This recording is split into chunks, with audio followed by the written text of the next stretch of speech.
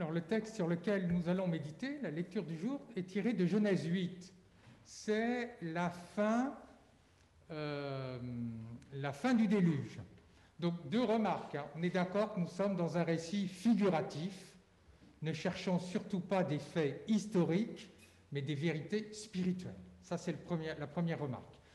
Comme c'est un récit figuratif, il y a un certain nombre d'anthropomorphismes. Par exemple, dans le texte que nous allons lire, Dieu aime respirer la bonne odeur de la viande cuite. Bon, ce sont simplement des manières de parler dans de tels récits. Donc, Noé a fabriqué une arche, il y a mis toute sa famille, il est sorti sain et sauf du déluge, c'est la fin, et voici ce qui se passe. Donc, Genèse 8, les versets 20 à 22. Noé bâtit un autel au Seigneur. Il prit parmi tous les animaux purs et tous les oiseaux purs des victimes qu'il offrit en holocauste sur l'autel. Le Seigneur respira l'agréable odeur, et il se dit en lui-même, « Jamais plus je ne maudirai le sol à cause de l'homme. Le cœur de l'homme est enclin au mal dès sa jeunesse. Jamais plus je ne frapperai tous les vivants comme je l'ai fait. Tant que la terre durera, semailles et moissons, froidure et chaleur, été et hiver, jour et nuit, jamais ne cesseront. »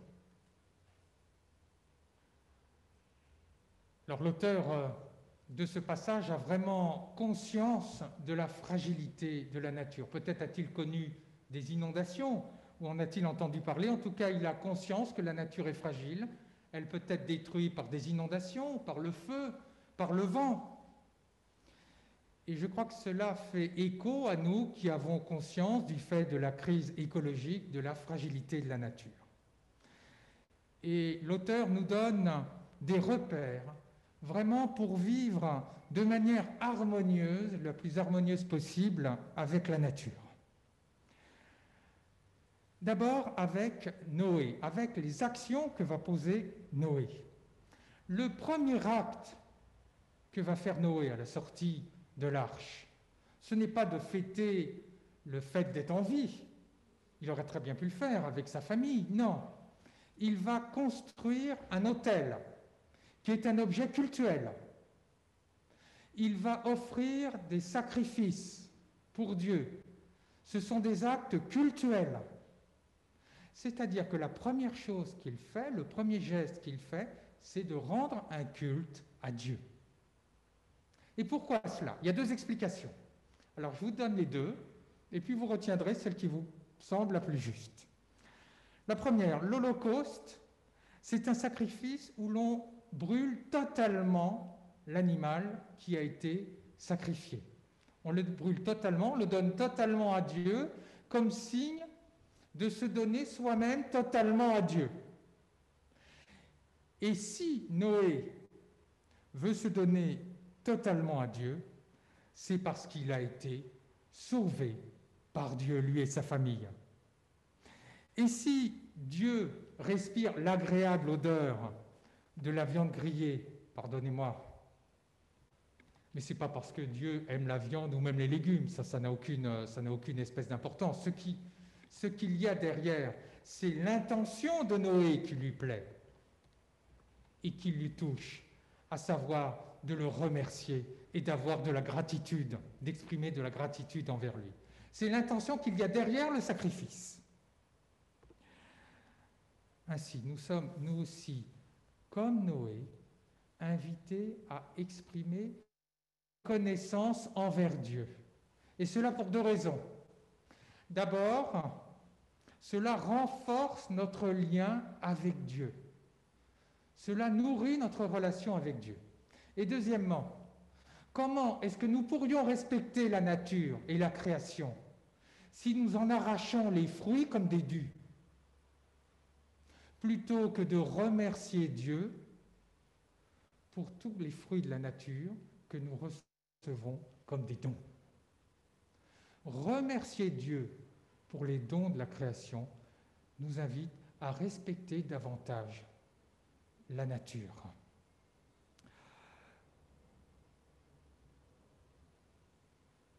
chères sœurs et frères, avons-nous conscience de tous les dons que nous recevons de la nature et de Dieu? Et les fruits et légumes qui sont posés sur ce panier nous rappellent justement tous les dons de Dieu. Remercions-nous Dieu pour le fait de manger chaque jour à notre faim. Remercions-nous Dieu pour la lumière que nous recevons et qui nous permet d'être en vie. Remercions-nous Dieu pour l'oxygène que nous pouvons respirer. Tout cela, ce sont des dons de Dieu, des dons de la nature, et donc remercions Dieu pour tous ces cadeaux. C'est la première explication, donc remercier Dieu. La deuxième explication vient d'une tradition rabbinique. L'Holocauste était un sacrifice qui était offert pour les péchés en pensée, pas pour les péchés en acte, en parole, mais en pensée. Or, une tradition rabbinique nous dit que Noé, juste après le déluge, il a pensé en lui-même, mais comment est-il possible que Dieu, qu'on dit si bon, si miséricordieux, ait pu faire périr toute l'humanité, tous les animaux? Et là, Dieu répond dans son cœur, lui dit, attends, Noé, quand je t'ai dit que tu allais être sauvé et de construire une arche, pourquoi est-ce que tu n'as pas prié pour toute l'humanité, pour toute la création? Et c'est maintenant que tu es sauvé que tu me fais des reproches. Et là, Noé réalise en lui-même son égoïsme, de ne pas avoir prié pour la création quand il savait qu'il allait être sauvé. Et il offre donc un sacrifice, un holocauste à Dieu pour avoir eu cette pensée. Si cette interprétation est juste, en tout cas retenons une chose de cette interprétation, est-ce que nous prions pour la création? Est-ce que nous prions pour la nature? Est-ce que nous prions pour les animaux? Est-ce que nous prions pour nos frères humains, comme Noé aurait dû le faire avant le déluge? La première idée que nous pouvons retenir, en tout cas, l'acte essentiel de l'homme, de l'humain, c'est de rendre Dieu, notamment en exprimant sa reconnaissance pour tous les dons que la nature lui donne. Alors Dieu, comment répond-il à Noé? D'abord, il fait une promesse de ne plus jamais user de violence envers la création. Pourquoi? Parce qu'il prend conscience, nous dit l'auteur de la Genèse, que le cœur de l'homme est enclin au mal. Alors, il ne faut pas voir que l'homme est enclin simplement au mal, non. Simplement, Dieu a conscience que l'être humain est très fragile, que son cœur peut balancer aussi bien vers le bien que vers le mal. Voilà, il est très très fragile. Et du coup, Dieu dit, non, jamais plus je ne détruirai l'humanité, mais je vais multiplier les alliances, notamment l'alliance qui culminera, c'est celle avec le Christ, pour dire sans cesse mon amour, pour rappeler sans cesse mes lois qui permettent de vivre en harmonie avec la nature et avec les autres. Il y a deux conséquences à cela. D'abord, Dieu dit, jamais plus je ne maudirai la terre. Les moissons seront abondantes. C'est-à-dire que toute l'humanité peut être nourrie.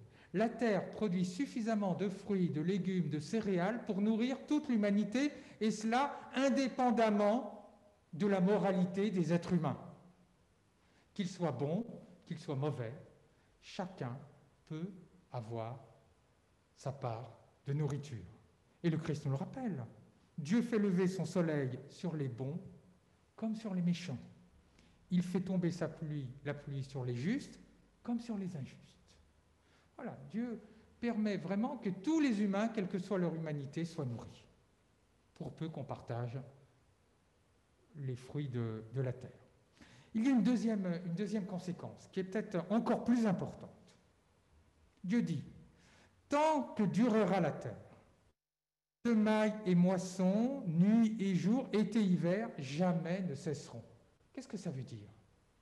Ça veut dire que Dieu est en train de créer une loi naturelle, les lois de la nature, qui deviennent autonomes par rapport à lui. C'est-à-dire que si la création souffre, si la nature souffre, ce n'est pas du fait de Dieu, mais simplement du fait des êtres humains qui ne respectent pas les lois de la nature. Quand l'être humain pille la nature, il ne respecte pas les lois naturelles et forcément la création et la nature en souffrent. Mes chers amis, quelle est notre manière de consommer?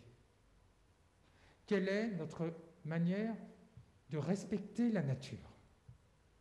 Notre manière de consommer, notre manière d'être avec la nature quand nous sommes dans la nature, devrait aller vers le respect de ces lois naturelles et le respect de la nature.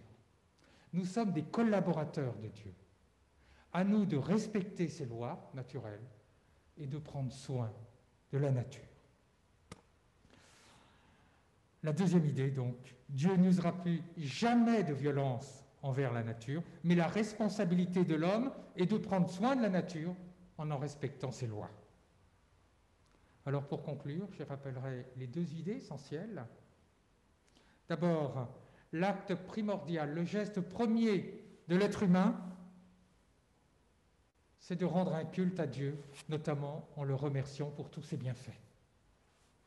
Et deuxièmement, la responsabilité de l'homme est de prendre soin de la création, de la nature, en respectant les lois naturelles. Puissions-nous être des collaborateurs de Dieu reconnaissants. Amen.